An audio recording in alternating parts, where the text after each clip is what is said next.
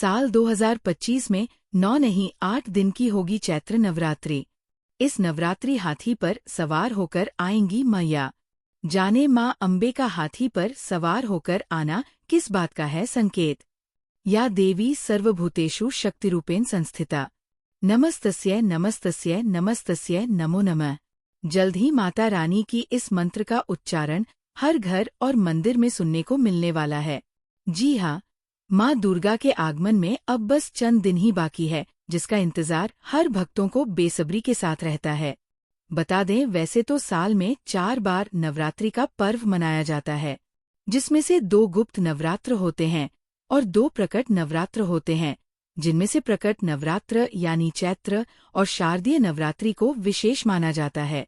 साल 2025 में चैत्र नवरात्रि का प्रारंभ 30 मार्च रविवार से हो रहा है।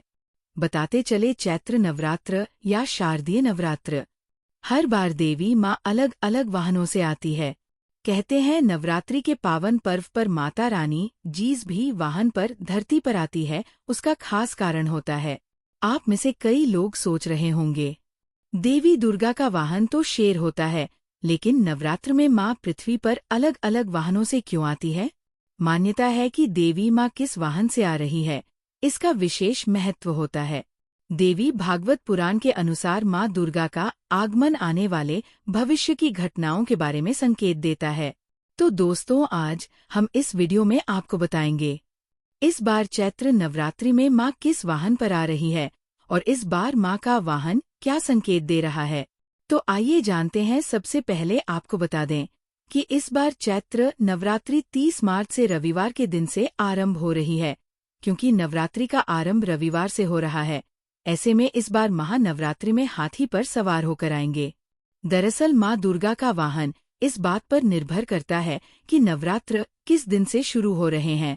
जैसे कि नवरात्र की शुरुआत सोमवार या रविवार से होने का मतलब है कि माँ दुर्गा हाथी पर आएंगी। वहीं अगर शनिवार या फिर मंगलवार को कलश स्थापना हो रही है, तो माँ घोड़े पर सवार होकर आती है। गुरुवार या शुक्रवार को नवरात्र का आरंभ होता है, तो माता डोली पर आती है। वही बुधवार के दिन माँ नाव को अपनी सवारी बनाती है। देवी भागवत पुराण के अनुसार देवी दुर्गा का हाथी पर आगमन अत्यंत शुभ माना जाता है।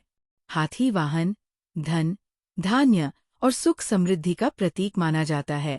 ये भी कहा जाता है, जब भी माँ दुर्गा हाथी पर सवार होकर धरती पर आती है, उस साल देश में खूब वर्षा होती है।